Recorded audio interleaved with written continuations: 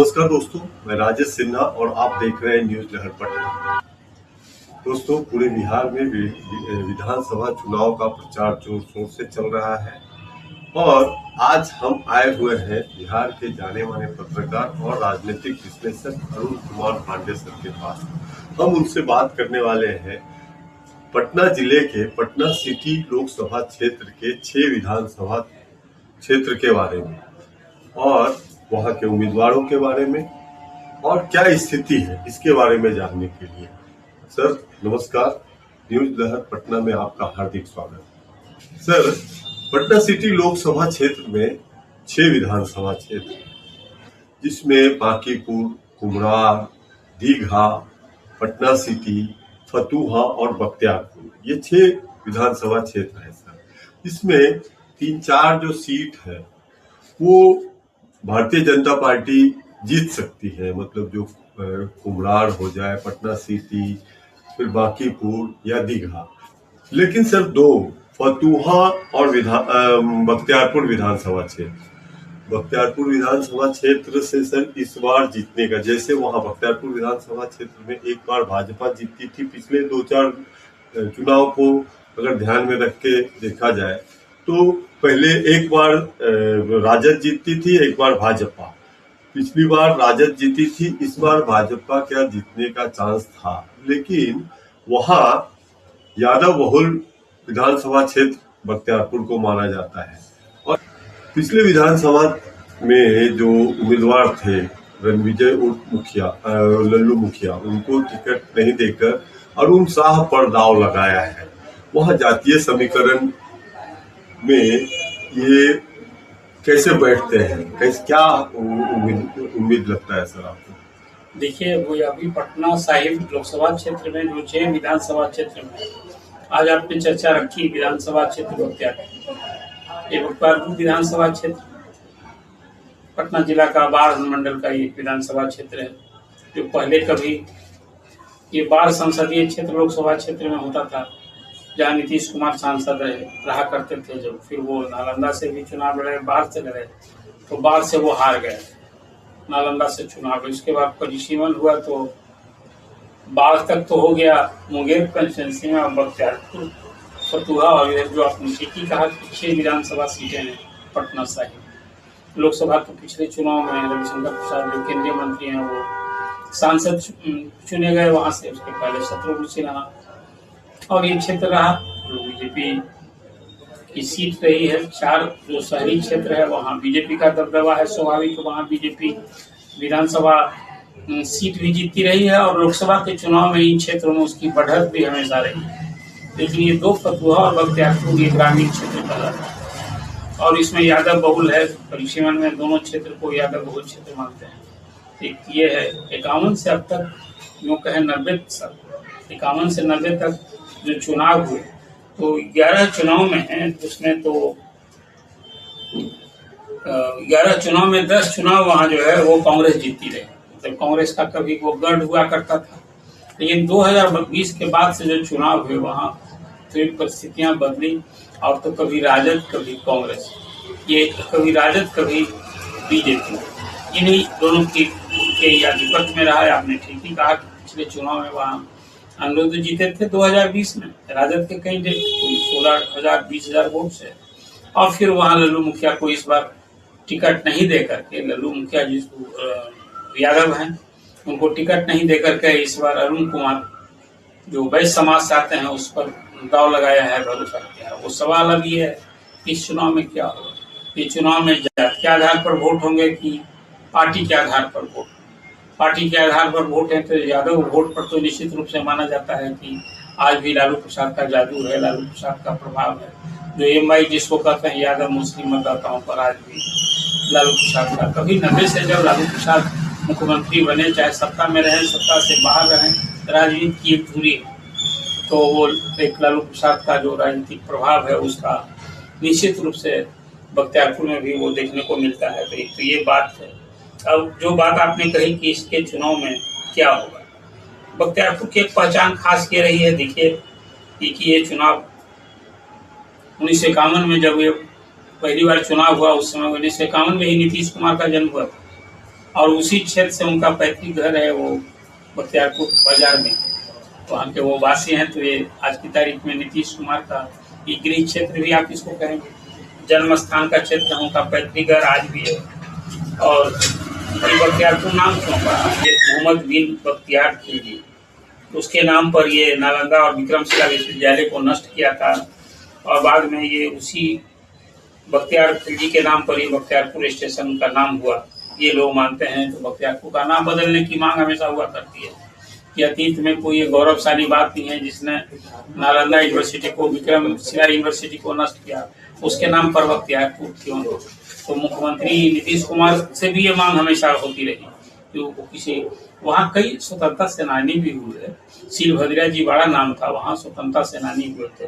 खैर ये तो नाम नहीं बदला, लेकिन चलिए अब वो बख्तियारपुर में अभी चुनाव हो रहा है और इस चुनाव में जो खास करके बख्तियारपुर, दनियामा और खुसरू, ये 3 ब्लॉक को मिला कर भी बख्तियारपुर विधानसभा क्षेत्र है। और इसमें जो मैंने आपसे कहा कि 1951 से 90 तक तो 11 चुनाव में 10 बार कांग्रेस जीती रही और उसके बाद जो चुनाव हुआ उसमें राजद ये सीट 2020 में पहली बार जीती, 20,000 वोट से जीत गई। और लोकसभा के चुनाव की बात मैंने आपसे चर्चा की, जिस चुनाव में खास करके बख्तियारपुर में कांग्रेस के कैंडिडेट को बढ़त मिली थी। जो मैंने आपसे कहा कि ये यादव बहुल क्षेत्र होने के कारण वो मीरा कुमार के सुपुत्र लड़ रहे थे। तो बख्तियारपुर वो क्षेत्र है जहाँ से रविशंकर प्रसाद को बढ़त नहीं मिली थी, वहाँ से वो बढ़त मिली थी कांग्रेस को 9,941 वोट से। तो ये दर्शाता है कि महागठबंधन के लिए वो कितना वर्चस्व वाला क्षेत्र है, जहाँ की अब उसमें जो लोग मानते हैं कि उस क्षेत्र में अनुसूचित जाति के मतदाताओं की संख्या को 21% वहाँ अनुसूचित जाति के मतदाता हैं बख्तियारपुर विधानसभा क्षेत्र। तो निश्चित रूप से एक राजनीति में उनकी ग्रामीण मतदाताओं में उनकी पैठ होती है और उसको साधना। इस क्षेत्र में जो 3 ब्लॉक कर बना है उसमें सही मतदाता हैं लगभग 16%, जो बख्तियारपुर, खुसरूपुर और दनियामा बाजार जो सामुदायिक प्रखंड है इसको मिलाकर ही बना हुआ है। और ये इसमें अब यही है कि जो 40% मतदाता हैं ये 22% दलित और 16% शहरी मतदाता, इन्हीं को एक्टिवेट करना बीजेपी का जो कैंडिडेट है, जो गैर यादव को बना है उसको सक्रिय करना, उसका समर्थन देना, यही उनके लिए लिटमस टेस्ट है और वही उनकी राजनीतिक किस्मत तय करेगा। जो बीजेपी ने इस बार बख्तियारपुर विधानसभा क्षेत्र में एक गैर यादव उम्मीदवार को खड़ा करके जो भरोसा किया है या फिर महागठबंधन को चुनौती देने की भरसक कोशिश की है, तो निर्भर यही करेगा कि ये किसका वोट लेते हैं और कुल मिलाकर फिर बख्तियारपुर में होगा क्या। बख्तियारपुर में जाति के आधार पर वोट है, जातीय गोलबंदी के आधार पर होगा कि पार्टी के आधार पर वोटिंग हो, ये देखना बड़ा दिलचस्प है। फर्स्ट फेज भी चुनाव वहाँ होने जा रहा है और उस चुनाव में फिर अभी तो किस करवट बैठेगा। एक तो है कि जिस भाजपा के कैंडिडेट को जो विधायक रह चुके उनको डिनाई करके मिला है दूसरे कैंडिडेट को, तो वो कितना सहयोग करते हैं एक बड़ा सवाल है। एक मैं देखता हूँ कि भाजपा के कार्यकर्ताओं में खासकर वो लोजपा आर लड़ रही है। बीजेपी ने अपनी दावेदारी छोड़ दी। ये तो 2020 के बाद या पिछले चुनाव में राजद और बीजेपी, वहाँ कभी राजद कभी बीजेपी लड़ता रहा है। विनोद यादव जैसे 2 बार विनोद यादव भी वहाँ जीते थे, लल्लू मुखिया भी जीते थे, लेकिन अब वहाँ इस बार जो दावेदारी की गई है, जो चेंज हुआ है, तो भाजपा का आम कार्यकर्ता भी इससे लोजपा आर के खाते में वो सीट जो दे दी गई है, इसका भी एक कहीं ना कहीं कुछ क्षोभ उदासीनता भी देखने को मिल रही है। अब ये संपूर्णता में फिर कितना एक्टिवेट होगा, बीजेपी ने प्रयोग किया है। जैसे फतुहा क्षेत्र, पिछली बार फतुहा भी लड़ी थी भाजपा, इस बार वहाँ फिर लोजपा आर को दे दिया गया। लोजपा आर से यहाँ रूपा कुमारी जो फतुहा नगर परिषद की चेयरपर्सन है, वो कैंडिडेट वहाँ बनाई गई। और एक प्रयोग वहाँ भी किया है बाढ़ में, जहाँ की सिटिंग एमएलए थे ज्ञानू सिंह, उनको डिनाई करके वहाँ जिला भाजपा के पूर्व जिला अध्यक्ष रहे डॉक्टर सियाराम सिंह, उनको।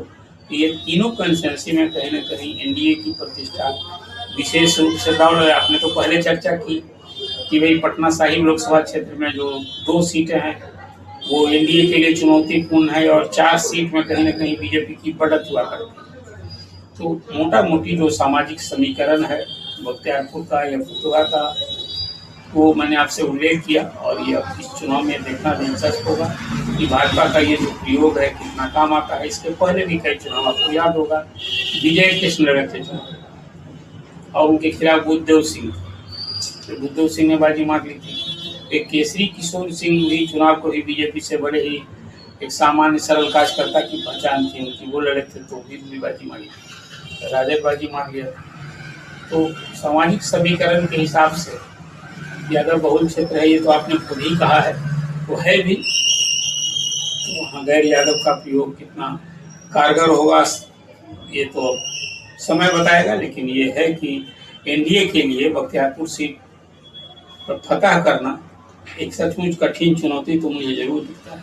सर, इसी में से थोड़ा एक प्रश्न जो निकल के आ रहा है, जो मतलब पहले से भाजपा हार मतलब मान ली थी, यानी दोनों सीट पिछले विधानसभा में वो हार गई थी, इसलिए उसने लोजपा को दे दिया। लेकिन जो कार्यकर्ता है या फिर उनके जो नेता है, वो अंदर ही अंदर ये प्रचार कर रहे हैं कि आप लोग चिंता मत करो, हम लोग फतुहा और बख्तियारपुर भी सीट लोजपा यानी कि एनडीए गठबंधन जीत रही है। यहाँ जो सामाजिक बनावट है से मराठा गैर मराठा की राजनीति महाराष्ट्र में भी है, लेकिन यहाँ अगड़ी पिछड़े की राजनीति है। यहाँ जात के आधार पर फिर उसी तरह से पिछड़ी जाति, अगड़ी जाति, फिर पिछड़ी जाति में भी जात का अलग अलग कुनबा। अब आप देखिए बख्तियारपुर कंस्टिट्यूंसी में जन स्वराज पार्टी ने वाल्मीकि सिंह को उम्मीदवार बनाया है, जो पूर्वी समाज से आते हैं।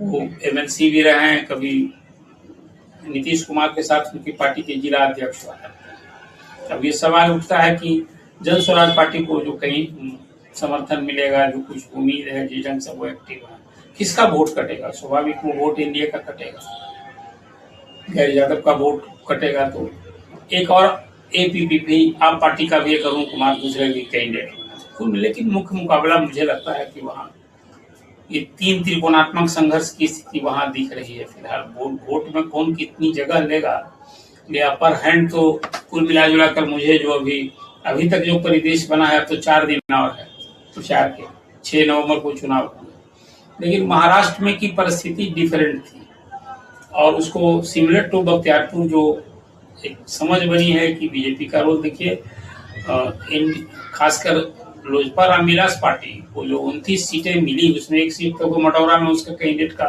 नॉमिनेशन, अब तो 28 सीट की दावेदारी है।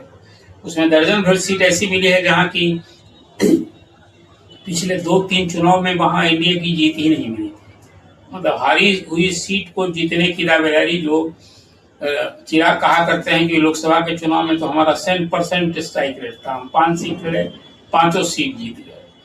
बीजेपी 17 सीट लड़के 16 सीट जीती और जदयू 16 सीट लड़के 12 सीट जीती, और बीजेपी भी 17 सीट लड़के 12 सीट जीती। लेकिन वो 5 सीट लड़े और 5 सीट जीत गए। उनका मानना है कि हमारा स्ट्राइक रेट तो अभी उनके लिए भी लिटमस टेस्ट है विधानसभा का चुनाव, कि 29 सीट लिए तो एक तो चुनाव के पहले 1 सीट गंवा दिए, अब 28 सीट बची, उसमें वो क्या जलवा बीते। कल गए वो, कल उनका बख्तियारपुर क्षेत्र में खुशबू से वहाँ कल रोड शो का भी कार्यक्रम चिराग ने किया। तो महाराष्ट्र की स्थिति थोड़ी यहाँ भिन्न दिखती है। यहाँ जो चुनाव है उसमें इस बार महागठबंधन ने अपनी पूरी ताकत लगा दी है। नीतीश कुमार के उम्र और उनकी सेहत को एक मुद्दा बना करके कि वे वो 20 साल पुराने हो गए, वो तो खटारा गाड़ी हो गए। खुद तेजस्वी अपने को युवा यंग बता के एक नई गाड़ी की बात करके और जनता से समर्थन बटोर रहे हैं। जहाँ तक बख्तियारपुर का सवाल है, तो बख्तियारपुर में मुझे लगता है कि कुल मिला जुलाकर जातीय गोलबंदी के आधार पर ही मतदाताओं का फिर रुझान दिख रहा है अभी फिलहाल, और उसमें कहीं किसी से व्यक्तिगत रंजिश हो या फिर व्यक्तिगत संबंध के आधार पर तो उसकी गिनती कम होती है। लेकिन मोटा मोटी बिहार में जो मैंने आपसे कहा कि लालू प्रसाद सत्ता में रहे या विरोध में रहे, राजनीति की एक दूरी है। और बिहार में बख्तियारपुर, दानापुर, राघोपुर ऐसी कंस्टिट्यूंसी के बारे में चर्चा है कि सतपुर परास, मधेपुरा के कुछ जिले जहाँ कहते हैं, जहाँ गोप और कोप की बात करते हैं, गोप और कोप की बात करते हैं, तो 14.5-15% यादवों की आबादी है, जहाँ यादव बहुल क्षेत्र है। वहां तो उसको वेदना निश्चित रूप से महागठबंधन के लिए चुनौती है, उसमें बख्तियारपुर को मैं उसी रूप में देखता हूँ। बहुत बढ़िया चर्चा सर, हम फिर मिलेंगे ऐसे ही विषयों के साथ। तब तक आप देखते रहें न्यूज़ लहर पटना यूट्यूब चैनल को। आप हमारे न्यूज़ लहर पटना यूट्यूब चैनल के वीडियो को देखें, लाइक करें, शेयर